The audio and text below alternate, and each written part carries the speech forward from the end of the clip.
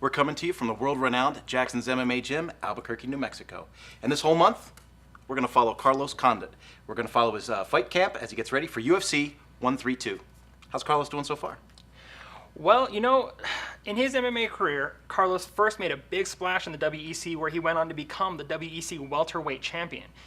Then he made the jump to the UFC. He's fought a number of difficult opponents, never taken an easy fight. He destroyed Dan Hardy. He was losing a fight to Rory McDonald. Then he comes back in the third round and destroys his opponent. The ref actually had to stop the fight. It was really, really impressive. He's a problem. He's a scary, scary guy. I'm afraid of him. If Carlos Condit played soccer, what position do you think he'd play? They'd make a new position called Chuck Norris. Okay.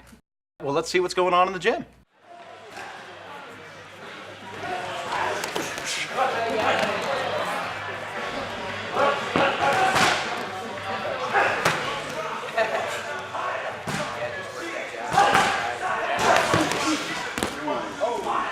Yeah, he landed a clean shot.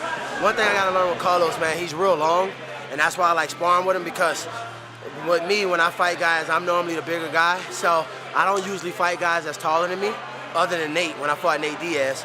But I'm real good at getting in on guys. Just Carlos, he's so good at mixing up his hands and feet to where it gives me a little bit of trouble because of his range. So I ran into a left hook. You know, it was cool, it was good and clean, but it wasn't nothing dirty. It was legit, you know. It's all right, I bust his nose a little bit, so I got him a payback. What's really impressive about what you just saw is Melvin Gillard normally fights at 155. Carlos fights at 170. That's a huge difference in weight. Carlos normally walks around, I would guess, close to 190, and he hasn't even probably started cutting weight yet. What you just saw is just a testament to how destructive Carlos Condit is. From the social world, it's a big week. We posted the first episode, the first webisode, the weekly episode of Carlos Condit, and we put that he was a man of mystery, right? And we're going with that whole theme. But UFC.com posted our video and says that Carlos Condit is not nice. He's trying to take over the world. Okay. And he's got a very large dog. Let's go back to the gym, and we're going to see Carlos Condit take some fan mail. Tyler from Phoenix wants to know where I got my nickname. Well, I actually kind of just came up with it myself. I liked the movie. When I was a young mixed martial arts fighter, you know, I figured I needed a ring name, so you know, I figured that fit.